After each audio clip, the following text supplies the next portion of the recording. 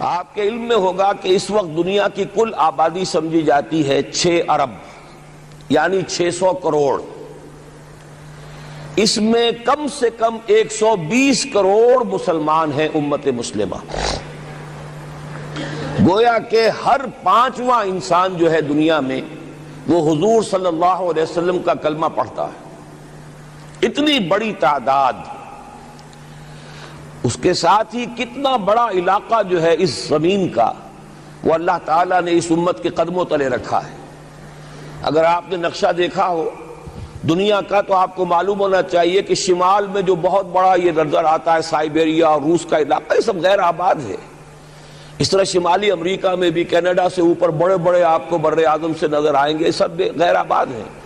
جو آباد علاقہ ہے دنیا کا اور جو زرخیز علاقہ ہے دنیا کا، اس کا کتنا بڑا حصہ ہے کہ جو امت محمد صلی اللہ علیہ وسلم کے قدموں تلے.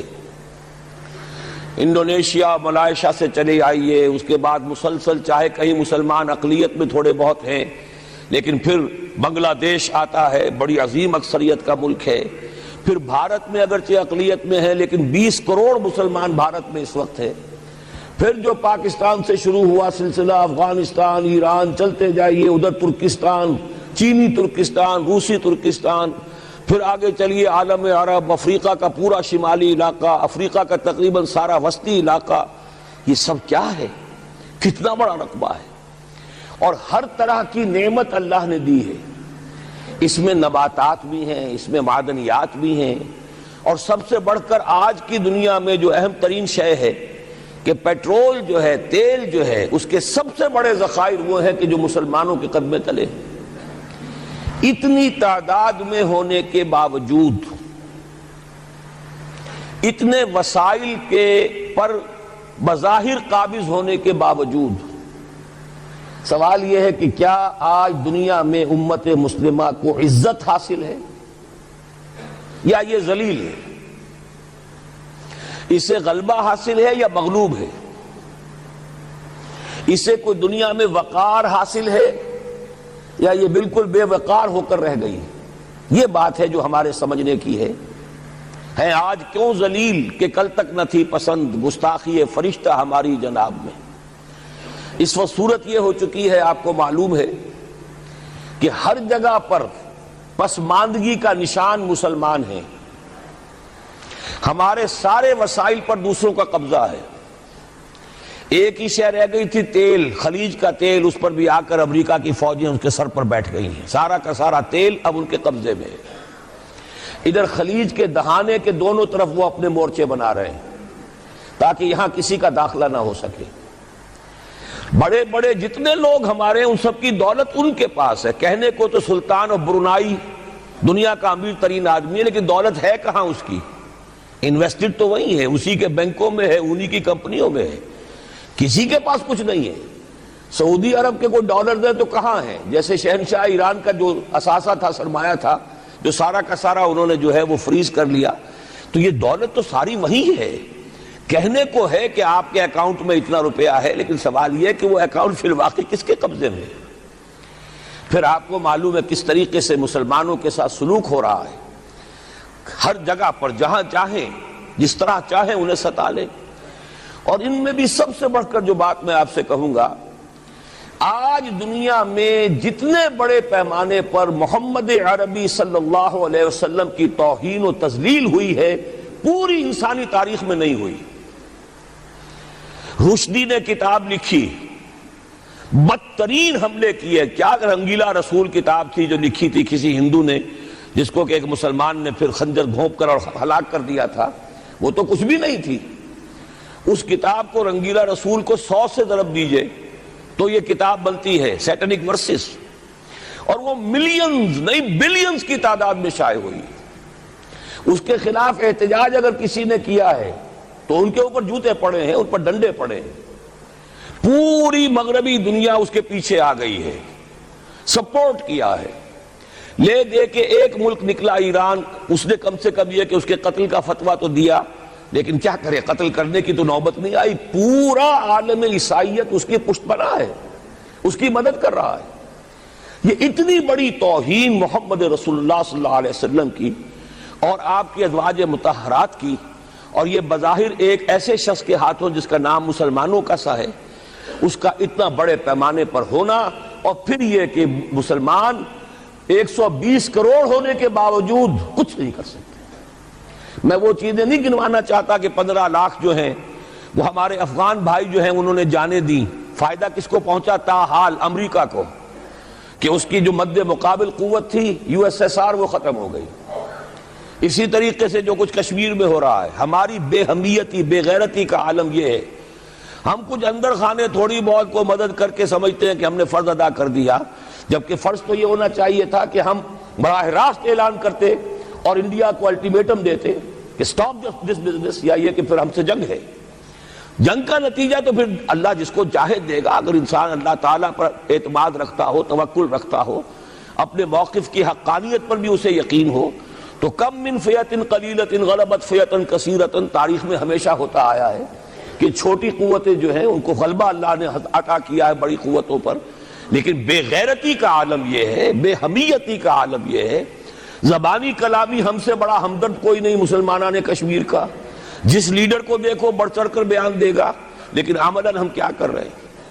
یہ ساری صورتحال جو میں نے آپ کو بتائی ہے، ویسے تو اب یہ کہ اگر اس میں ایک خاکہ سا میں نے آپ کے سامنے رکھا ہے، اس میں رنگ بھروں تو ظاہر ہے کہ یہ پورا گھنٹہ اسی میں لگ جائے گا، لیکن جو اس کا اصل لب لباب ہے وہ یہ ہے کہ ہم اپنی جگہ بڑے خوش ہیں کہ ہم امت مرحوم ہیں، ہم تو امت محمد ہیں صلی اللہ علیہ وسلم، ہم تو اللہ کے پیارے ہیں، ہم اللہ کے لاڈلے ہیں، ہمیں اللہ کی شفاعت، ہمیں اللہ کے رسول کی شفاعت بھی ملے گی، جنت تو گویا کہ ہمارا پیدائشی مقام ہے۔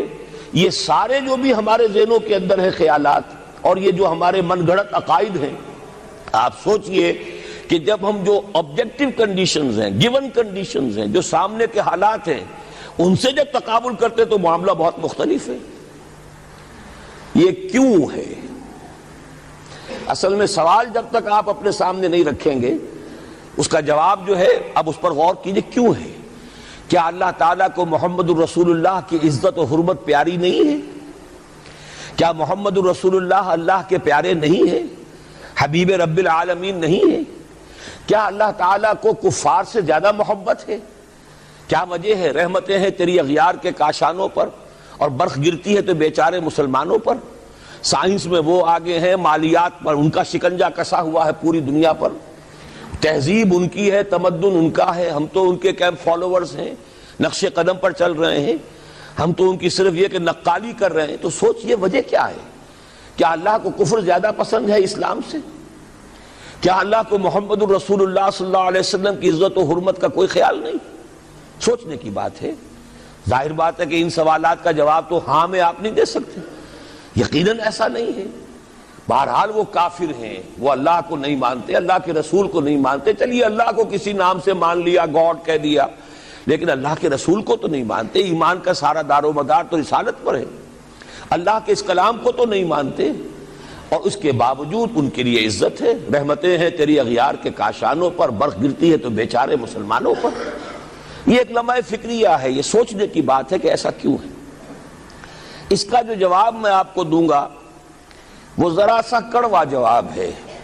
نوارا تلخ ترمیزن چو ذوق نغمہ کمیابی، بات کہنی پڑتی ہے جب تک کہ کڑوی بات کہی نہ جائے، حقائق کو دیکھنے کی جرت پیدا نہ کی جائے، مواجہہ نہ کیا جائے، فیکٹس کو فیس نہ کیا جائے، اس وقت تک بات صحیح نہیں ہوگی، اور نہ ہم صحیح تشخیص کر سکیں گے، نہ صحیح تجویز کی طرف ہمارا ذہن منتقل ہوگا۔ میں بہت سخت بات کہہ رہا ہوں، آج آسمان کے نیچے اس زمین پر عذاب الہی میں گرفتار امت مسلمہ ہے۔ بالفعل آج ہم امت مرحومہ نہیں ہیں، رحمت والی امت نہیں ہے، امت معذبہ ہیں۔ آج ہم پر اللہ کا عذاب ہے۔ وہ کیوں ہے؟ دیکھیے اللہ کا قانون یہ ہے، اور یہ اللہ کی سنت ہے، میں نے اپنی ایک کتاب میں اس پر مفصل بہت مضمون لکھا ہے، قرآن کا قانون عذاب۔ ایک عذاب تو آیا کرتا تھا ان قوموں پر جن کی طرف اللہ رسول بھیجتا تھا، اِنَّا أَرْسَلْنَا نُوحًا إِلَىٰ قَوْمِهِ، اگر رسول کی بات مان لی تو قوم کے لیے بہت خوشحالی ہے، مبارکباد ہے، اللہ کی رحمتوں کے سائے ہیں، اور نہیں مانی تو بربادی ہے، تباہی ہے، خاتمہ ہے۔ پوری قوم نوح غرق کر دی گئی، پوری قوم عاد ختم کر دی گئی، حضرت ہود کو نہیں مانا۔ پوری قوم سمود ختم کر دی گئی، حضرت صالح کو نہیں مانا۔ عمورہ اور صدوم کی بستیاں ختم کر دی گئی، حضرت لوط کو نہیں مانا۔ آل فرعون غرق کر دیے گئے، حضرت موسیٰ کو نہیں مانا۔ مدین کے علاقے کو تباہ کر دیا گیا، حضرت شعیب کو نہیں مانا۔ یہ بات سمجھ میں آ گئی؟ لیکن جب سے نبوت اور رسالت کا سلسلہ ختم ہوا، اس قسم کا عذاب اب دنیا میں نہیں آ سکتا۔ وَمَا كُنَّا مُعَذِّبِينَ حَتَّى نَبْعَثَ رَسُولًا، ایسا عذاب ہم نہیں بھیجتے رہے جب تک کہ رسول کو نہ بھیج دیں۔ رسول آ گیا، اس نے حق کو بیان کر دیا، بات کو کھول کھول کر مبرہن کر دیا، ہر چیز واضح کر دی، کوئی مغالطے کا امکان نہ رہا۔ جاء الحق وزهق الباطل، ہر شے جو ہے دودھ کا دودھ، پانی کا پانی جدا ہو گیا۔ اب بھی جس نے نہیں مانا تو معلوم ہوا اس میں کوئی خیر نہیں ہے، اب خیر کا فقدان ہے۔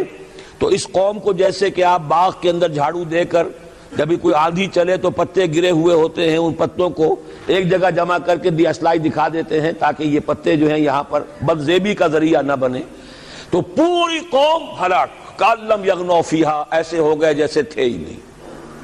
یہ عذاب اب نہیں آئے گا، اس لیے کہ آخری نبی، آخری رسول محمد الرسول اللہ صلی اللہ علیہ وسلم۔ اب آج جو عذاب آتا ہے، دیکھیے کافروں کے لیے عذاب اصل میں آخرت میں ہے۔ دار العذاب، دار الجزا، وہ تو آخرت ہے، یہ تو دار الامتحان ہے۔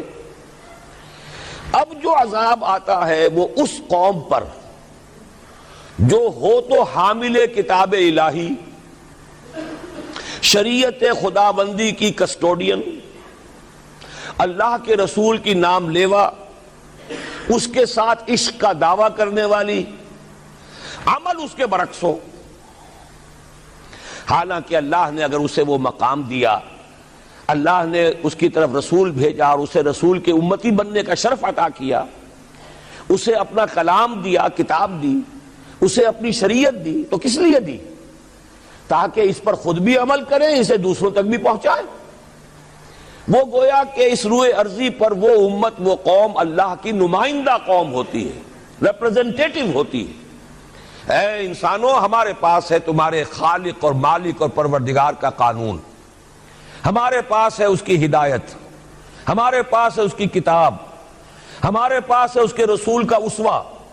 آؤ ہماری طرف، ہمیں جانچو، ہمیں پرکھو، ہمیں دیکھو، ہم واقعتاً اسی کتاب کے مطابق چل رہے ہیں نا؟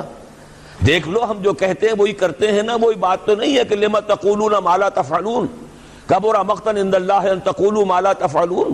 آؤ دیکھو، ہم نے اس کتاب کے مطابق، اللہ کی ہدایت کے مطابق کیسا اچھا معاشرہ بنایا ہے، کیسا انصاف ہے، کیسا امن ہے، کیسا بھائی چارہ ہے، کیسی اخوت ہے۔ آؤ دیکھو ہمارے ہاں تقسیم دولت کا نظام کتنا صحیح ہے۔ ایسا نہیں ہے کہ کوئی جو ہے اسے دولت کی بدہضمی ہو رہی ہو اور کوئی وہ ہے کہ جو بھوکا مر رہا ہو، ایسا نہیں ہے۔